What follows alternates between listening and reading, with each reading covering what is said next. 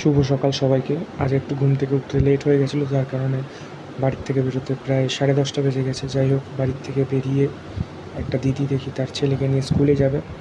দিদিকে তুলে নিলাম। দিদি আজকে আমার প্রথম প্যাসেঞ্জার। দিদিকে নামিয়ে দিলাম স্কুলের সামনে। তারপরে আমি গাড়ি ঘুরিয়ে ওপারে যাব, দেখি রেলগেট পড়া, তো ট্রেন যাচ্ছে। যাই হোক, অনেক জ্যাম।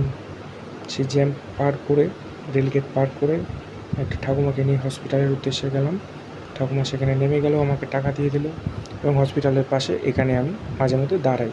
তো সেখান থেকে একটা দিদিকে পেলাম, কোর্টে যাবে। নিয়ে যেতে বৃষ্টি, ওরে বাবা! তারপরে যাই হোক, বৃষ্টি ভেজা রাস্তা দিয়ে আরেকজন কাকিমাকে নিয়ে আমলকিতলার উদ্দেশ্যে গেলাম।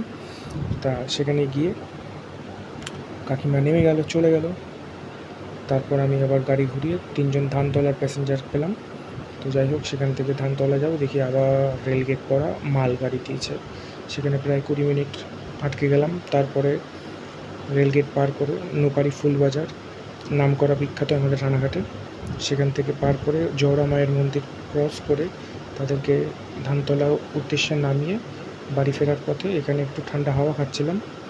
হাওয়া খাওয়া প্রায় হয়ে গেল। তারপরে বাড়ির দিকে রওনা দিলাম।